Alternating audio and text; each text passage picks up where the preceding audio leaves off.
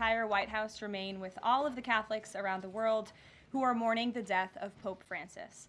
Pope Francis touched millions of lives and dedicated his life to serving the Catholic Church. As a mark of respect for his memory, President Trump ordered flags be flown at half-staff, and he will be traveling to attend his funeral in Rome.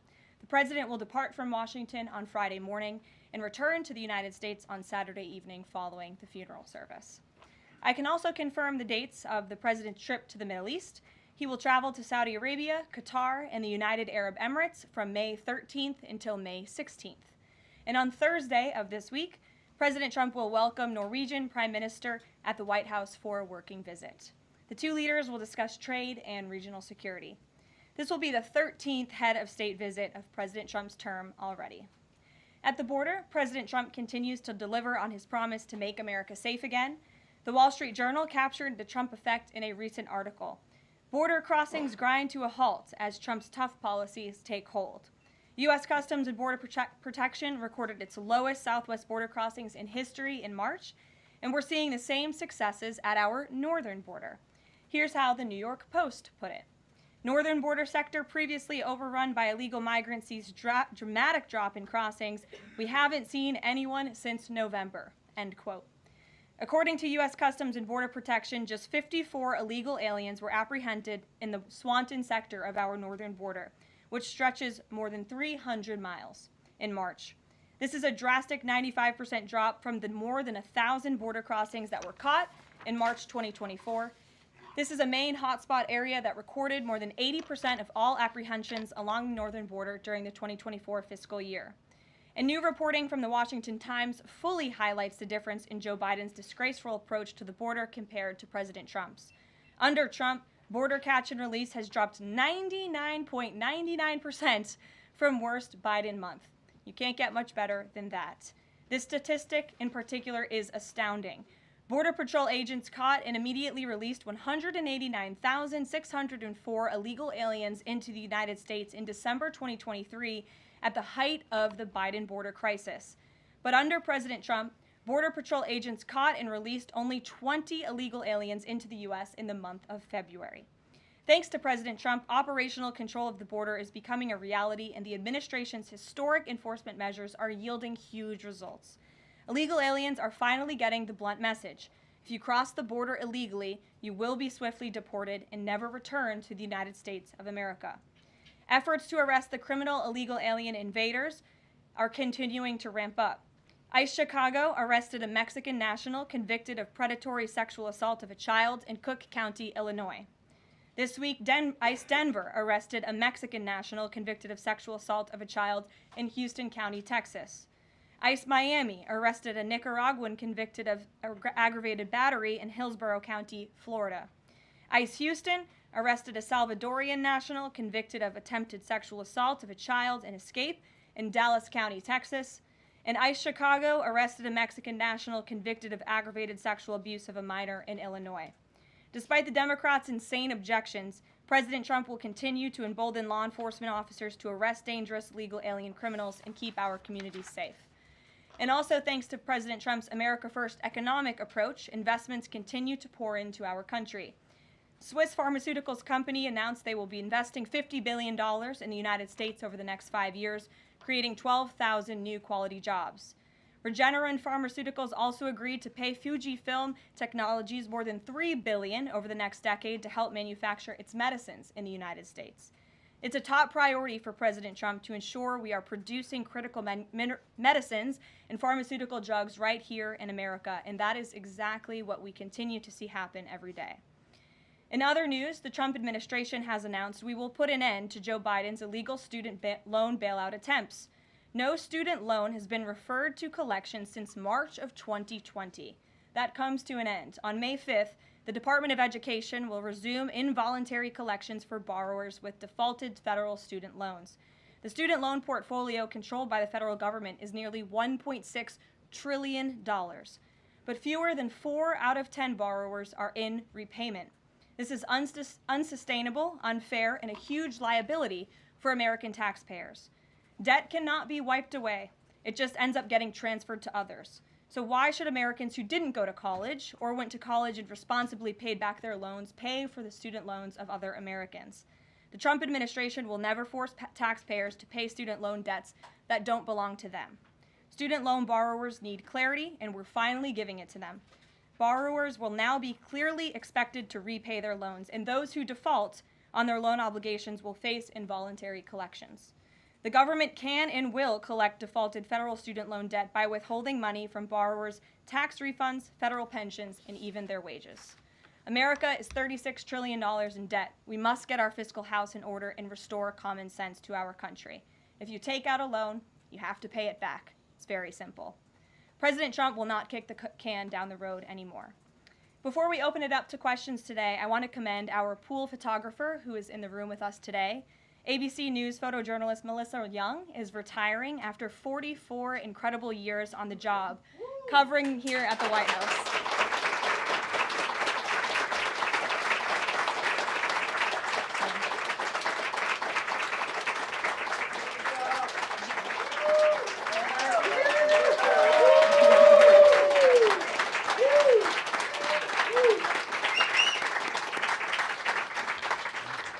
Melissa, congratulations. You have the largest round of applause I've ever heard in this room. So there's something we can all agree on, and you've had an incredible career here covering the White House. So congratulations to you, and we hope you enjoy retirement.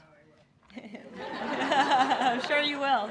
And everybody else in the room will be very jealous of you as you're enjoying your rest.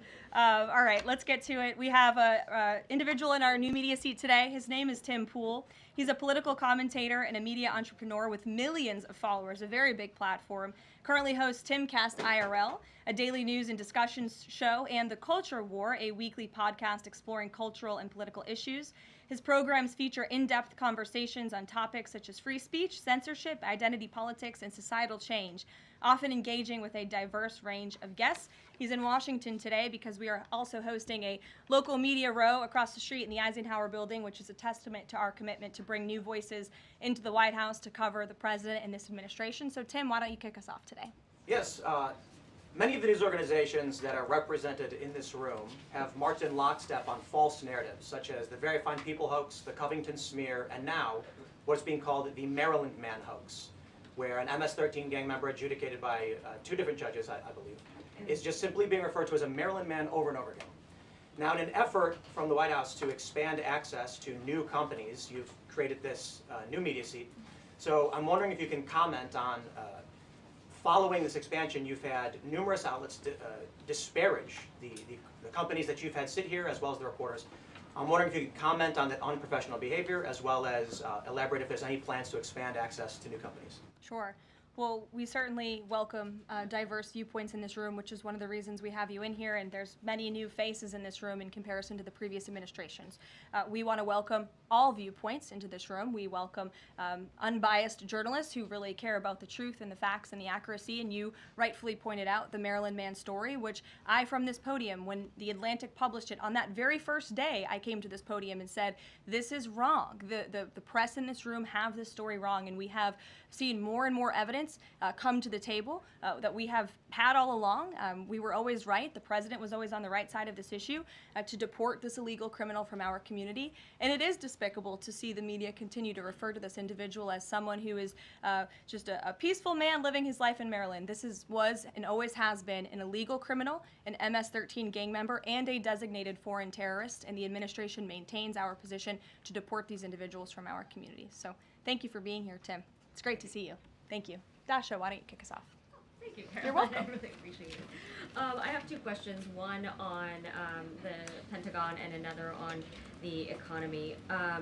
You said on Fox News that the entire Pentagon is working against Secretary Hegseth, but the people who were fired were Hegseth's own guys. So how do you square that, and what do you say to concerns that that's bad management? They were Pentagon employees who leaked against their boss to news agencies in this room, and it's been clear since day one from this administration that we are not going to tolerate individuals who leak to the mainstream media, particularly when it comes to sensitive information. And the Secretary of Defense is doing a tremendous job, and he is bringing monumental change to the Pentagon. And there's a lot of people in this city who reject monumental change, and I think, frankly, that's why we've seen a smear campaign against the Secretary of Defense since the moment that President Trump announced his nomination before the United States Senate. Let me reiterate, the President stands strongly behind Secretary Hegseth in the change that he is bringing to the Pentagon, and the results that he's achieved thus far speak for themselves. Is there an FBI investigation into the leaks? The Secretary said that these people would be prosecuted, so is the FBI investigating? You'd have to ask the FBI, you have to ask the Department of Justice on what they plan to do, but certainly we take leaks with the utmost seriously across this administration. You've seen people fired from the Department of Homeland Security. The President has made it clear it's an unacceptable behavior. On the economy, Caroline, Peter Navarro said that it's perfectly possible to do 90 deals in 90 days. We haven't seen one just yet. How soon might we see a deal, and what evidence can you share that progress is being made in these trade negotiations? Sure. Well, I spoke to our entire trade team this morning. There is a lot of progress being made. We now have 18 proposals on paper that have been brought to the trade team. Again, these are proposals on paper that countries have proposed to the Trump administration and to our government. You have Secretary Bessent, Secretary Lutnick, Ambassador Greer, NEC Director Hassett, and Peter Navarro, the entire trade team, meeting with 34 countries this week alone. We are moving at Trump speed to ensure these deals are made on behalf of the American worker and the American people. And just yesterday, it seemed to get a little bit lost in the news, and I think it's a disservice to the American public that it did. The Vice President announced terms of reference for a trade deal with India. That is a big deal.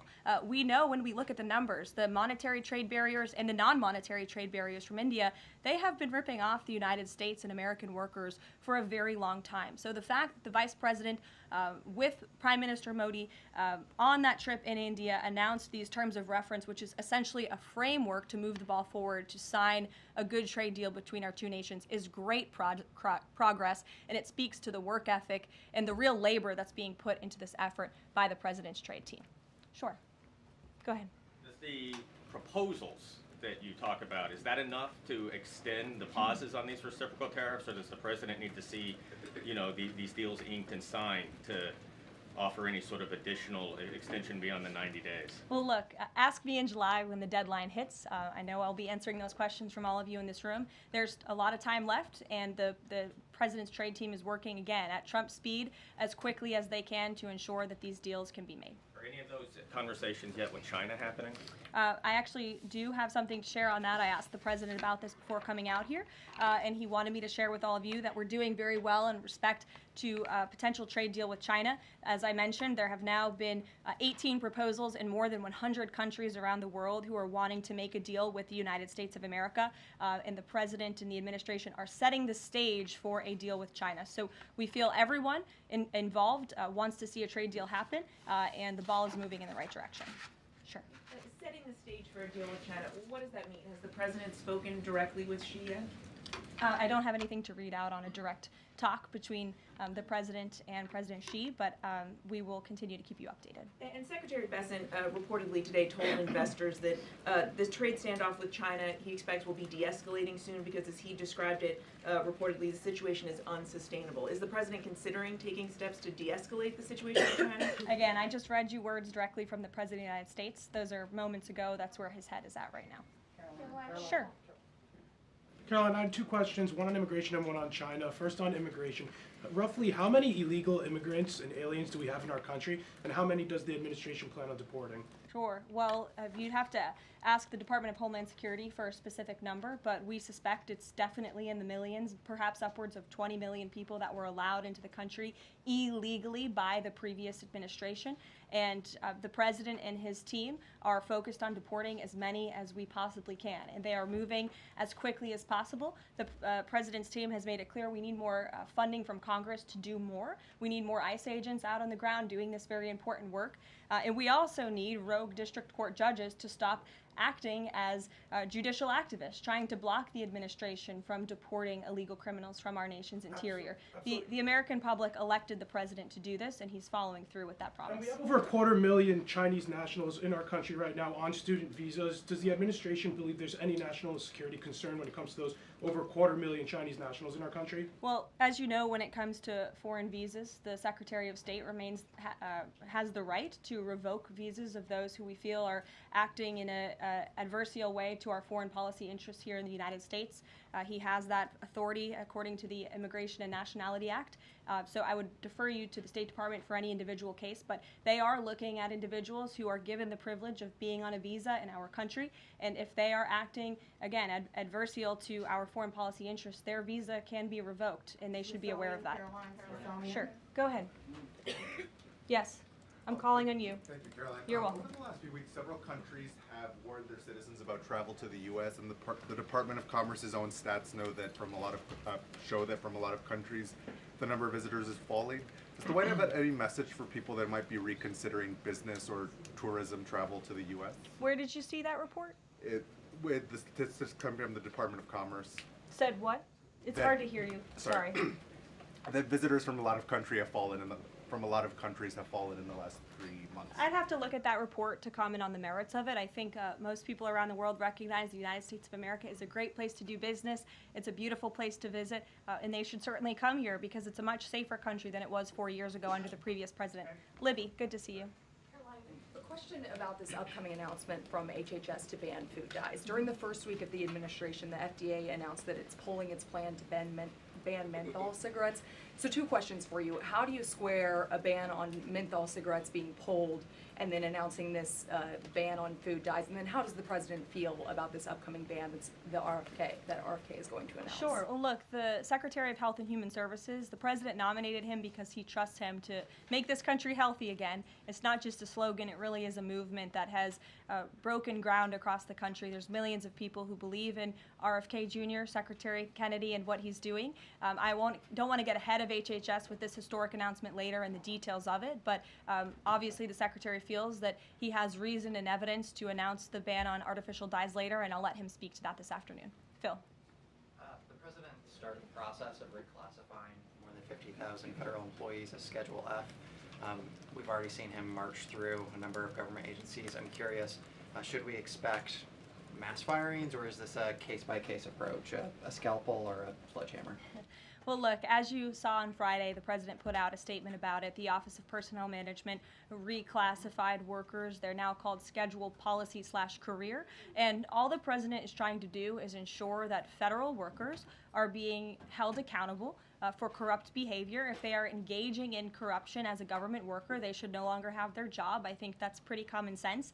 He also believes that bureaucrats should be acting in accordance to the will of the American public, who duly elected this president. Not just this president, but all future presidents. If you work for the government, you should be adhering to the will of the American public and advancing the administration's goals and interests. And if you are not doing that, then you should go find another job whose interests you align with. So as for specific firings, I would defer you to the specific agencies, but the president in this move and Office of Personnel Management, it will make it easier to get rid of rogue bureaucrats who are engaging in corruption. And then another quick question about Sure. Google, real quick. A federal court ruled last Thursday that Google's dominance of online advertising and ad tech markets violated U.S. antitrust laws.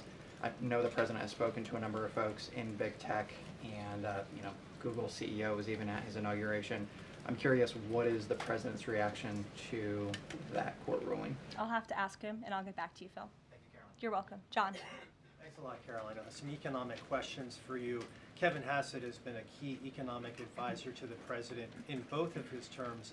In 2022... And he still is. And he still is. He was just in my office. Absolutely. In 2022, he said that the independence of the Fed is super important. That's a direct quote. Is that something that the president subscribes to? Does he still believe in the independence of the Federal Reserve? Well, look, I think the president has made his position on the Fed and on Powell quite clear. The president believes that they have been making moves and taking action in the name of politics rather in the name of what's right for the American economy. The president has the right to express his displeasure with the Fed, and he has the right to say he believes interest rates should be lower. He believes Americans should be able to borrow money cheaper than they currently are right now. And I also spoke to Kevin Hassett about the Fed as well, and he has called into question the Fed's independence and whether they are actually doing things, again, out of the best interest of the economy, or are they doing it for partisan reasons. The president wants to see interest rates lower. He has made that quite clear. We've also seen, Sure. if I may, I'm sorry, one more, Caroline, just about, I said 2 economic questions. About the dollar, we've seen the dollar at multi-year lows versus the euro and other currencies around the world. Is it the administration's policy for a strong dollar? How does it view the dollar versus other currencies around the world? The president wants to see the dollar remain as the world's reserve currency for our long-term fiscal stability and our economic growth. He's been quite clear about that. Sure. 2 questions. And then to the woman behind you, who I haven't seen before, welcome. Go ahead, Mary. Earth Day and then the Supreme Court, if that's okay. That's right. It's Earth Day. Yes. Happy Earth Day, everyone. I saw the president truthing about the garbage pileup from China in the Pacific, and then I believe Lee Zeldin is headed to San Diego to investigate the pile of sewage from Mexico. Can you speak to what the White House has planned for Earth Day and anything in that arena? Sure. I do have points from the EPA. Administrator Zeldin's doing a fantastic job, and they are always sharing their accomplishments with the White House, which we very much appreciate. He will be traveling. I believe he's in California today for sewage situation. Here you go. Administrator Zeldin met with his Mexican counterpart to discuss steps Mexico needs to take to ensure the water entering the United States is clean and safe. And he's holding a press conference in San Diego today with elected officials and local stakeholders on the Tijuana River sewage crisis. I would also add from the president himself, he has always maintained he wants America to have the cleanest air and the cleanest water. And we want to do what's right for our environment and for our earth. And a lot of that is making sure that we have clean and sustainable energy, and we know that we produce natural gas cleaner and more efficiently than any country in this world, and the president wants to see that continue. Thank you. And then on the Supreme Court, I know the court is hearing a case dealing with parents who don't want their kids having to read gender ideology books in schools. Can you comment on that case and what the Trump administration hopes to see come from that? Sure. We hope the Supreme Court will do the right thing, and the president has been very clear. He stands on the side of parental rights, and he believes strongly that parents should have a greater say in their children's education and the content, if you will, that children are being exposed to in our public school system. Sure. Go ahead. Caroline, thank you. Hi. I'm Karoline Leavitt with World News Group. The administration ended some temporary protections for Afghans, including several hundred Christians who have been punished by the Taliban. Is the president considering any exceptions for Afghans who could face death or torture if they return to their home country? So let's just be clear about one thing. We didn't end that proactively. It expired, and it's because the previous administration illegally paroled millions of people, or hundreds of thousands of people, into the country, and then gave them temporary protective status, which again is a temporary status. It's not a permanent status in this country. And if there are individuals here who came in through the Biden administration who want to claim asylum, there is a legal process to do that, and those cases will be adjudicated by a judge on a case-by-case basis. We have a legal immigration process in this country for a reason, and all this administration is trying to do is effectuate that. Reagan. Thank you, Caroline. I have 2 questions for you Sure. on immigration. March deportation numbers were down slightly from the same time period last year. SCOTUS recently ordered a pause on deporting Trinidad Arrival members with the Alien Enemies Act. I'm curious what other tools the administration is looking at to boost those deportation numbers. Sure. Well, we are obviously complying with the court's order. However, it was a temporary pause. The Supreme Court basically said, sit tight, and they will follow up with an order, and we're confident that the Supreme Court will rule on the side of law and recognize the president absolutely has the executive authority to deport foreign terrorists from our nation's interior under the Alien Enemies Act. We feel very strongly about that, and we're confident the courts will side with the president and his executive authority. As for deportations, we continue to deport illegal criminals under Title VIII, which is an immigration authority given to our Border Patrol agents and the Department of Homeland Security to deport illegal criminals from this country. And the administration continues to do that at record speed as quickly as they can with the resources that they have. Recently dropped charges against the MS-13 leader caught in Woodbridge, Virginia, with the idea that this will expedite the deportation process. Does the administration plan to drop charges against other criminal illegals to speed along the deportation process? You'd have to ask the Department of Justice. Obviously, that's within their purview, and I can't speak for them. However, it is our goal to deport as many illegal criminals and aliens from our country as we possibly can, as quickly as we can. Jackie. Thank you, Caroline. We've heard so much about this Saudi trip planning, and the president's mentioned it himself before, but I don't think we've ever heard on the record what he hopes to achieve in Saudi Arabia and what the purpose of the trip is. Sure. Well, the president looks forward to this. It was supposed to be his first foreign visit, but of course now he is going to Rome this weekend to honor the Pope and attend the funeral. The president looks to strengthen the ties between the United States and these countries in which he will be visiting. He'll be having many bilateral meetings and talks, and we look forward to the trip and hope to see many of you there. And the meetings in London this week, do they have any nexus with the plans in Saudi Arabia? I can't speak to that. However, I do have an update on meetings when it comes to the Russia-Ukraine war. I was just in the Oval Office with the President, Steve Witkoff, and they wanted everybody to know that the negotiations continue. We feel, again, we're hopefully moving in the right direction, and the special envoy, Steve Witkoff, will be heading to Russia again later this week to continue talks with Vladimir Putin. Is that why Rubio is not heading to London? Is he accompanying Witkoff to Moscow? I can't speak for the Secretary of State's travel schedule. I'd defer you to the Department of State. And then more broadly, just about the peace agreement, the talks that are ongoing. Rubio had said, Secretary Rubio had said that if things don't go the right way, that the U.S. might need to take a step back. What does stepping back look like? Is that a step back from brokering peace, or would that imply a broader withdrawal from U.S. support for Ukraine and the war? Look, I think it would be unwise for me to broadcast that from this podium. Ultimately, that's a decision for the president to make, but he's made it very clear he wants to see peace, he wants to see this war end, and he wants to stop the killing on both sides of this war, and he's been very clear about that for quite some time, and he has grown frustrated with both sides of this war, and he's made that very known. Caroline, Brian. Thank you, Caroline. Last week, the president talked about nonprofit groups, specifically taking on crew, and he hinted that there could be further actions taken against nonprofits. Does the White House have any plans for any sort of actions against NGOs, nonprofits, or other similar groups? Is any of that coming up? Is that being worked on at this time? I'll have to check in with our policy team and get back to you. Sure. Thank you, Caroline. Travis Gilmore with the Epoch Times. Are some colleges using taxpayer funds to further political agendas? And what is the administration's response to Harvard's lawsuit? Sure.